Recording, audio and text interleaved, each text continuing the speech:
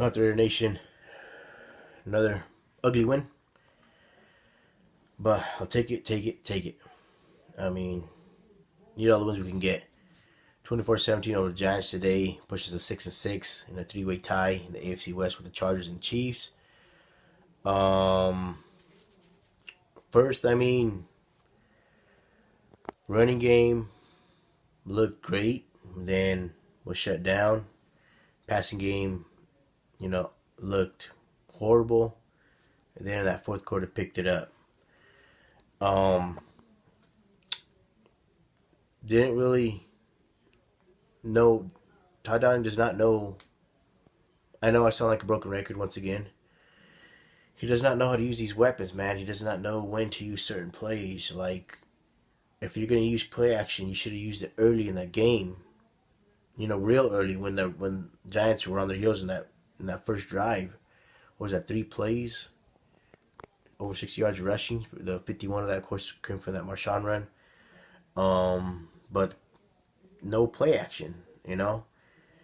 And they didn't start doing play action until the Giants already stopped the run. So it's like, Giants are not gonna fear the play action because they're stopping the run. So I was frustrated watching that.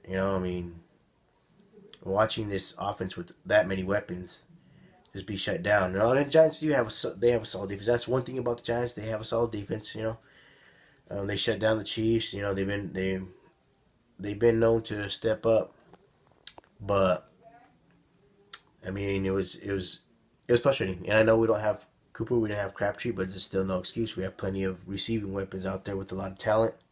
You know, um, so it was frustrating watching the offense play the first 3 quarters of that game, aside from that first drive.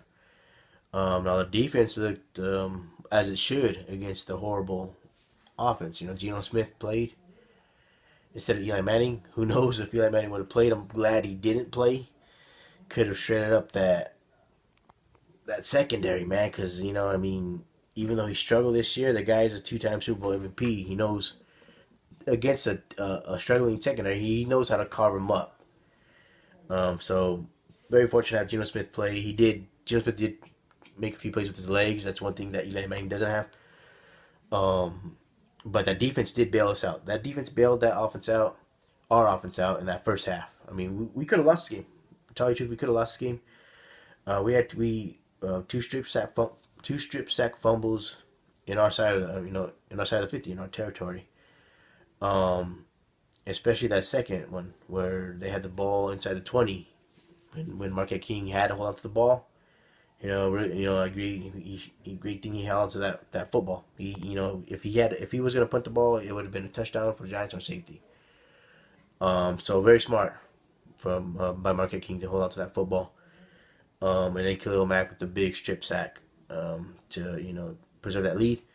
And then the only thing that didn't make sense to me, we start trying to run plays with like 40 seconds left, and I was thinking, what the hell are you guys doing, man? It's 40 fucking seconds left to go. Just down the damn ball, man. Going to the halftime up 10-7 because we get the ball back anyways. That was kind of confusing to me. I was like, what the hell are they trying to fucking deliberately shoot themselves in the foot? So 10-7 at halftime. Still making it interesting. The offense is not doing shit. Defense is doing what they should, as I said. Shutting the Giants' offense down up until that fourth quarter. But before that we had an opportunity to score. We did, especially when Carr found Johnny Holton. It looked like a really big play. Fumbles a damn ball, man. I mean, you have to be aware. I was pretty pissed off when I seen that. You have to be aware of. I know he's I believe he's a rookie. He make a lot of mistakes, of course, but you have to be aware of where, of your surroundings. Guy coming up from behind you, he strips the ball from him, fumbles, kills any opportunity we had right there. We could have got a field goal touchdown. Who knows? Push that game just a little out of reach, But that didn't happen. Giants get the ball back. Good thing we forced them to 3 now. On to the fourth quarter. Offense came alive. Finally came alive. Finally. We drive on the field. Marshawn Lynch had a really good out of the backfield. He caught the ball. It was third and something, and Carr couldn't find anybody. Hits Marshawn. Marshawn breaks tackles, drags about 4 players with him. First down, big first down. Because I believe we were on field goal range, but that eventually led to a touchdown. Eventually led to DeAndre Washington scoring, put us up 17-7. So a little breathing room. I'm thinking like, okay, we got breathing room. With the way our defense is playing, we should hold on to this 10-point lead. But just like the Raiders of old, the defense makes it interesting. Not lets them. Just they drive down the field against our defense, score. Ingram, tight end, scores, touchdown, 17-14. And you're thinking, I'm thinking, shit, well, of course, it has happened like that. Fortunately for us, for Raider fans and Raiders, on that very first play when we got the ball back, we hit Cordell Patterson on a screen, and he goes all the way, takes it inside the 10.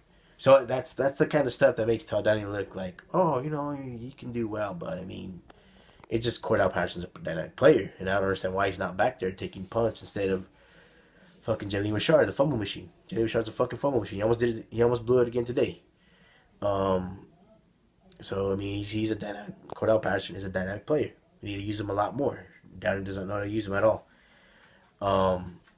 So he takes it inside the 10. We end up scoring. Johnny Holton ends up scoring. He fumbles the football, but fortunately he breaks the plane, and he's got, like I said before, he's got a hold of that football, man. Because I was already getting pissed off a game, and I was like, oh shit, not again. But he broke the plane. Touchdown, 24-14. We're up. But he did make a great catch on the sideline. Kept his feet in bounds. So I was impressed with him being aware where he's at. Cooper still hasn't been able to do that. He's in his third year in the league. Put us up 24-14. Giants drive down, get a 50-some yard field goal. 24-17, cut 24-17. But fortunately for us, we get the onside and hold on for the win. 24-17. So I mean, it was unimpressive, but hey, we'll take it. Got the Chiefs next. Chiefs plays very well. Andy Reid plays Derek Carr very well. We don't play very well at Arrowhead, man. I mean, it's gonna be cold over there. We gotta take advantage of the Chiefs struggling though. We have to take advantage. We don't want the Chiefs fucking get on fucking track against us. We don't want it to be like fucking watching those fucking NFL films and be like the Chiefs go back on track playing the Raiders, beating the fuck out of the Raiders. Of course, I'm not gonna say that, but no, we want to fucking keep the Chiefs reeling, and we gotta keep track with San Diego, man, because San Diego, I believe, has a winnable game again this week. And they beat the Browns, who, in my opinion, sadly are going to go on 16. And I forgot who they got this week, but, I mean, it doesn't matter. It doesn't matter if Raiders don't take care of business. It doesn't matter. So hopefully, 10 a.m. start.